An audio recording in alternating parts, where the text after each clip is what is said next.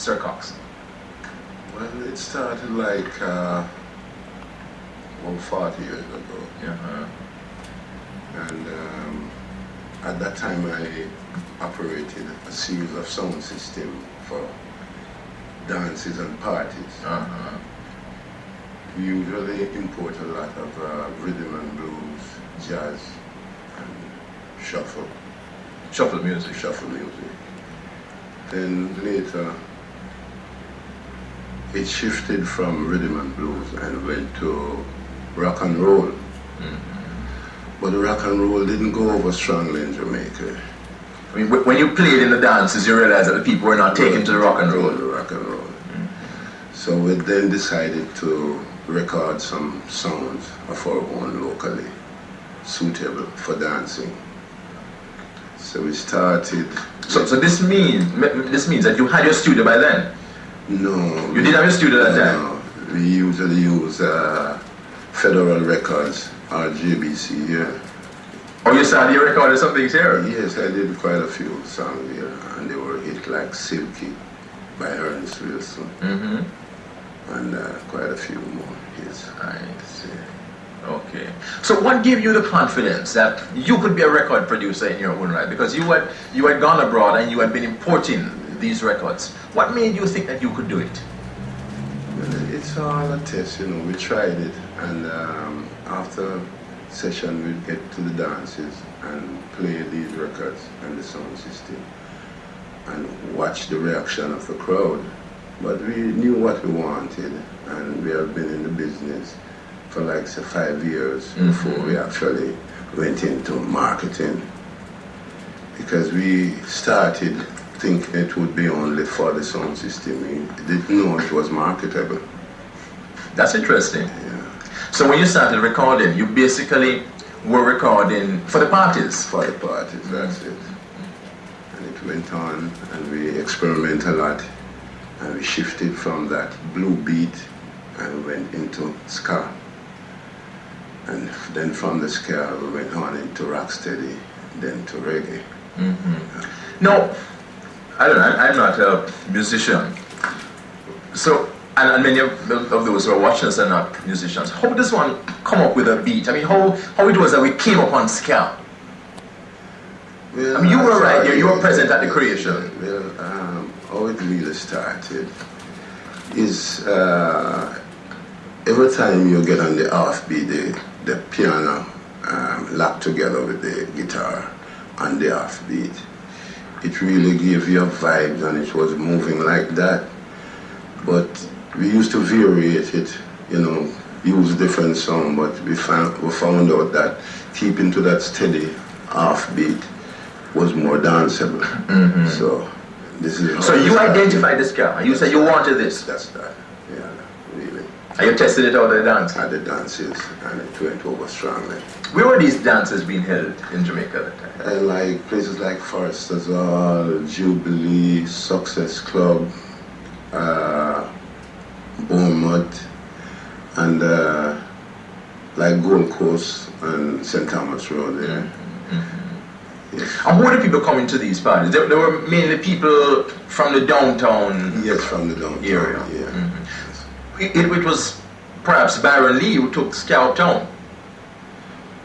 Well, how did ska start to reach the upper crust people? Well, how it started is like after we got going and the parties was really charming. You have people like Sticky Parks from the radio station, and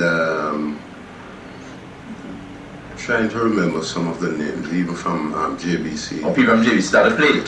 Started to attend the dances and Forester's Hall. I see. And when they see how the people enjoy themselves, they came back, and this is how we was able to get a little exposure on the records, because up to then the record wasn't played. The records were not playing on the station? Yeah, that's right. Okay. I wonder what the reaction was like when when downtown music started to be played. I wonder what the big people, St. Andrew people said. Well, they realized that they weren't living, because we in the ghetto really, in the early days, used to live good and... People in the ghetto live good and live lovingly too. Lovingly. Yeah, that's right. And we shared everything together, you know. And this love, this feeling of togetherness came out in the music. Yes, it was all there. You see, we dealt with more conscious lyrics, you know. Thou shalt not kill, thou shalt not steal, love your brother as you love yourself, you know. So the slackness and the gun talk, No, that's no good. You weren't into that? No. And we're trying to get this out of the society because they're not only singing it, they are living it. And you see the music having a negative effect on the society now? Of course. And abroad it's the same. The people clamoring for the older sounds. Studio One has been reissuing a number of the older records. You find that there's a thirst for the music of the early years? Strong demand for the earlier music. So for the past year, I've been trying to clean up some of their earlier tapes and re-releasing, and it's a certain hit. Yeah. They're selling no more than they sold at that time. Yeah. Do you feel that Jamaican music can come back to the form that it had, to the dynamism that it had in the early? Well, actually, this is what we are hoping for, and like this show. So this show this afternoon is supposed to reawaken people's interest. Yes, it's a revival of like the artists, and I would say the cream of the crop. Alton Ellis, Delroy Wilson, the Scatolites. These are the people who really contributed earlier to the sounds. Yeah. That is no world acclaim. It is even now labeled as the world beat. Yes, yeah. And certainly Alton had a pivotal part in that because he ranged through from ska to rocksteady to reggae. How did you discover Alton? Alton came by the studio, but after the first two songs I realized that Alton was a giant. You started Alton early? Yes. His delivery, you know, he's the one who brought soul to reggae, you know.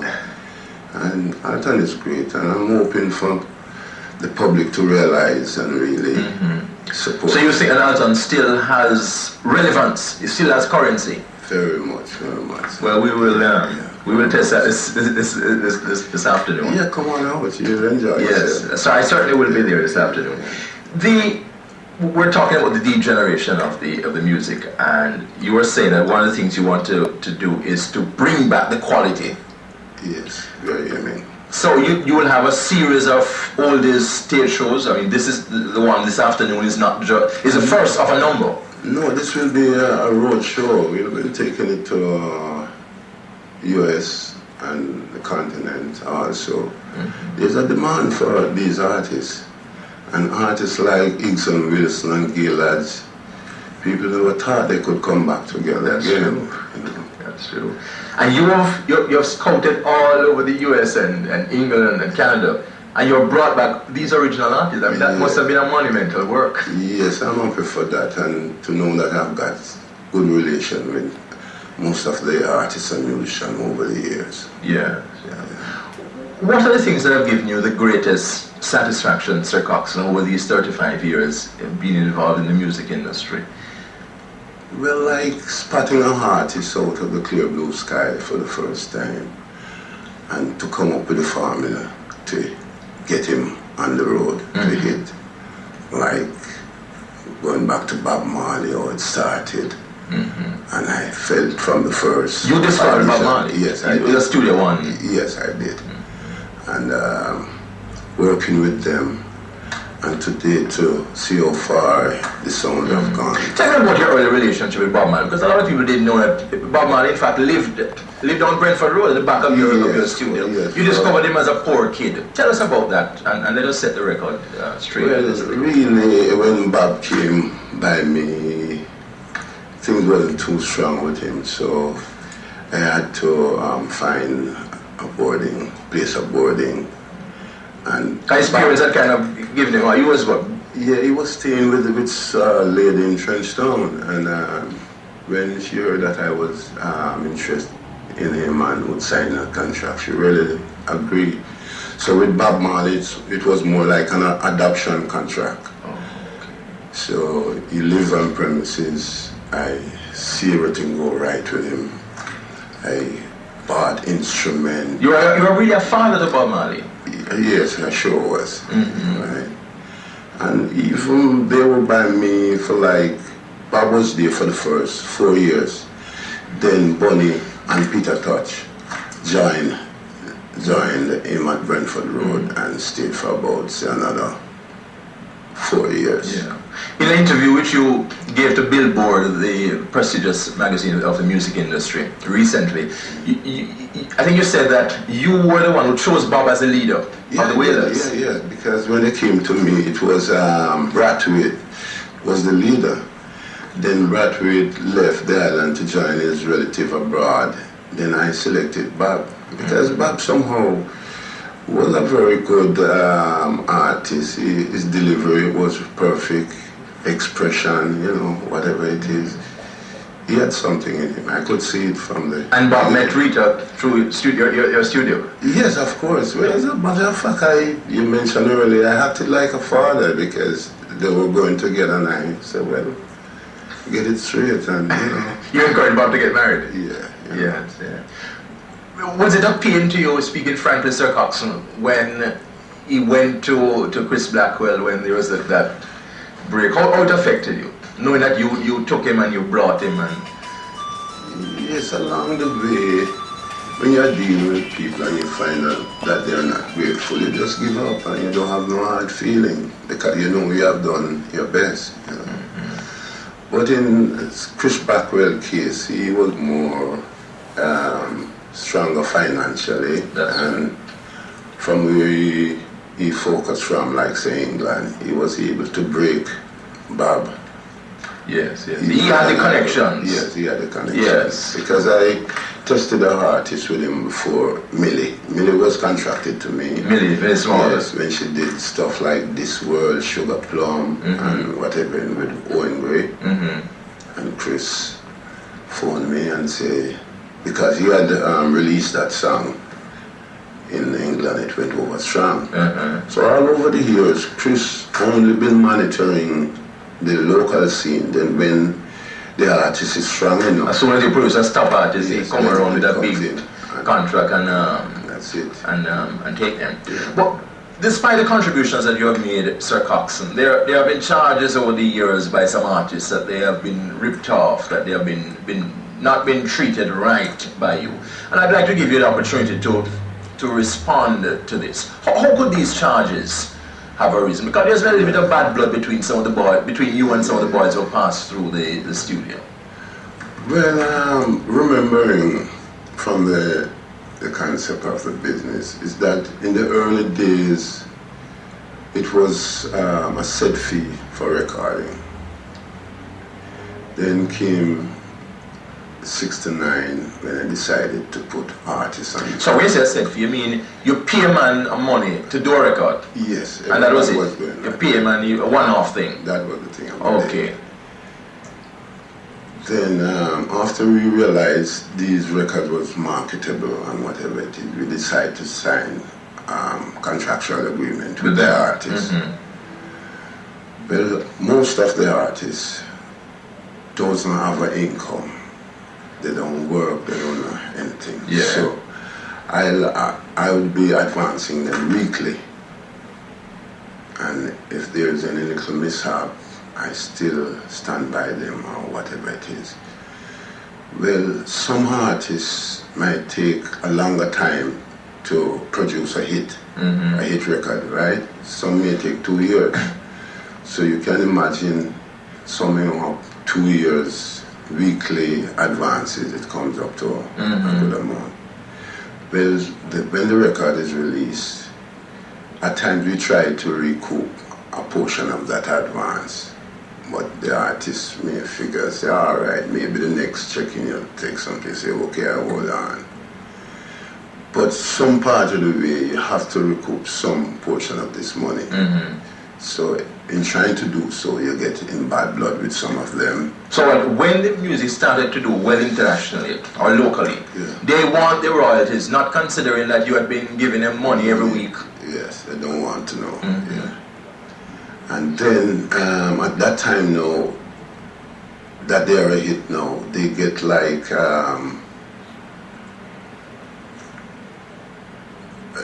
offers from big companies, and these guys will just sign and break your contract without thinking of what will be the consequence. In a contractual agreement, whenever you break that contract, then royalty is not payable, right? But I still live good with the artists who really still check me out, because I figure more or less this guy was only trying for the bigger company or because he's looking for better. Yeah. But it never always work out the same. Sometimes they didn't make it. They don't make it. But we still have a good relation. You know, so you don't feel hurt by the fact that they left you in itself? You don't feel hurt by that? Because that way they can prove what's really happening. Because in the earlier days, the sale is nothing to compare with what's happening now, you know. The sales per record.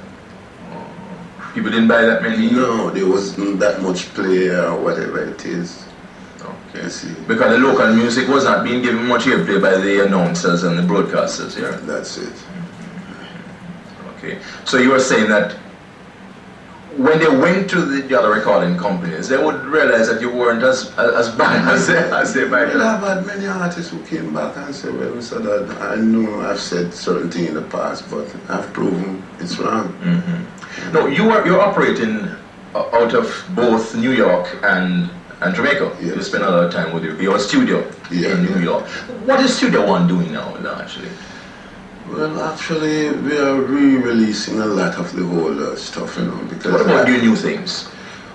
Well, we are saving the new thing because it's a ticklish situation with the new recording.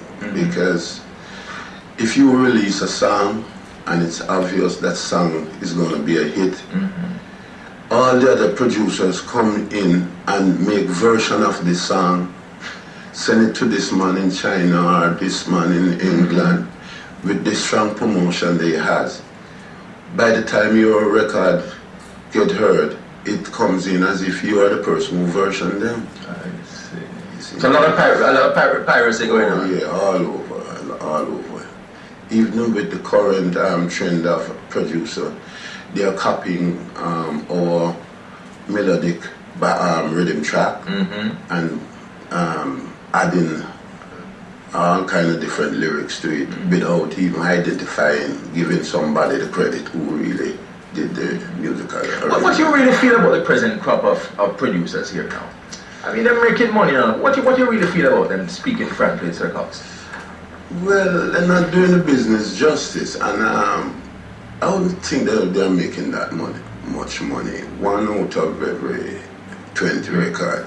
You understand? Because what is happening is that the record is a hit for 3 weeks. And then it's like most like disposable music.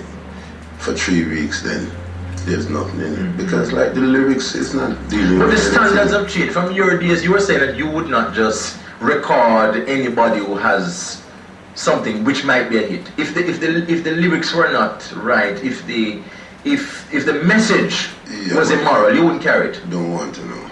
Even if you know you'd make a lot of money. No, I don't. Never done it.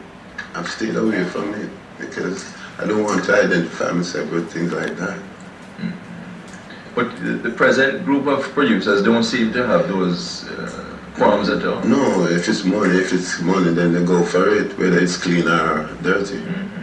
Yes, Looking back over the 35 years of Jamaican music, what general statements would you make about how we have progressed?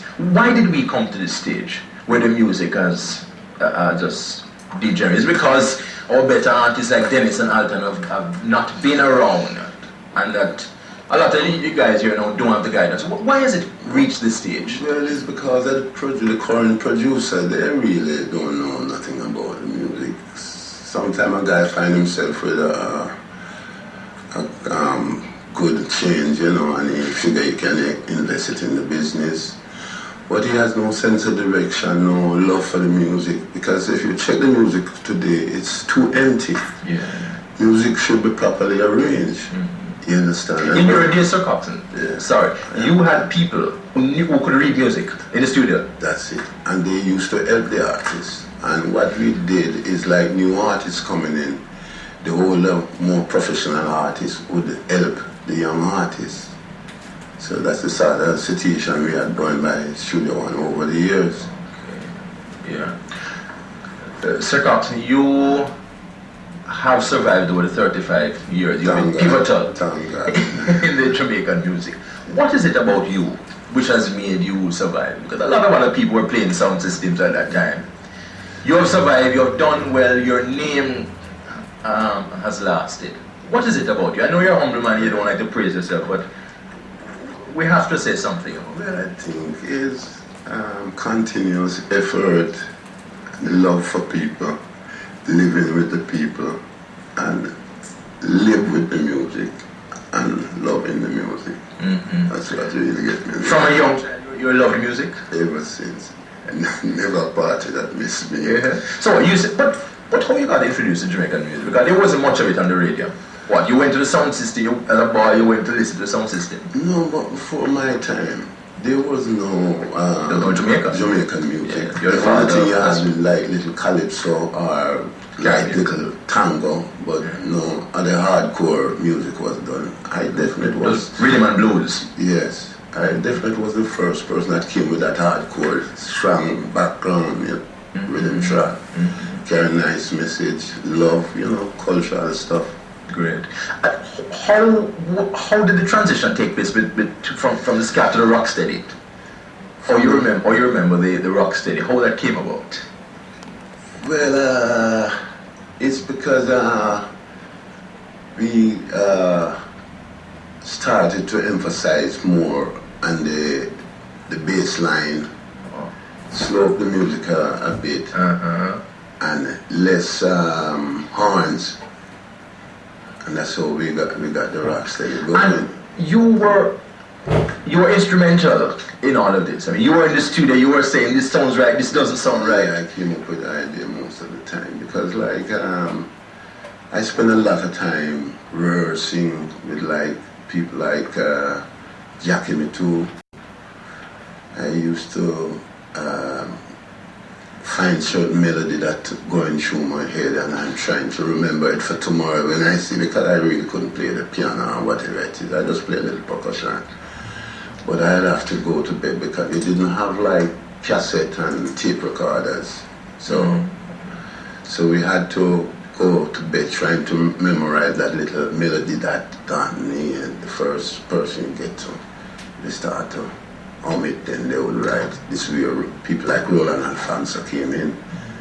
Because like if I had an idea, I would pass by his home, hum it, and then he writes it down, and then the next session we have it all set. How many hours used to work those days? Yes, non-stop really. Yeah, it was real fun. It was good days anyhow, People used to live with much more love and respect. And there was a lot of harmony. And this love and harmony came through the music. That's it. Yeah. What's the future for Mr. Coxsone? Well, I have a lot of confidence and I have no regrets. I'm really happy. You're happy? Yeah. You have lived a good life and you're glad for what you've done? Sure. Good. Well, we look forward to much more from Studio One. Well, thanks a lot, and I vow to put out my best, And we certainly you have many supporters in Jamaica, and I'm sure that many people will be coming out later on at the National Arena to honor you, and also to really go back into their memory bank, to really live experiences, to remember where they were when this or the song was being played. Yeah. We thank you, Sir Coxsone, for your contribution. And I'm very thankful too for all the support that everyone has given me over the years. And I would like to say love to everyone. Okay.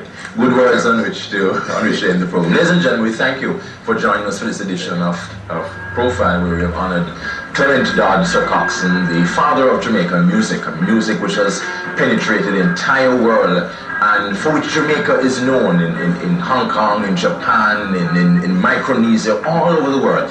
This was the man who was there at the beginning. This was the man who put in the work over the years, and we really honor him and we thank him. And thank you for joining us this afternoon for Profile. Until next week, Ian Bourne wishing you a very pleasant week.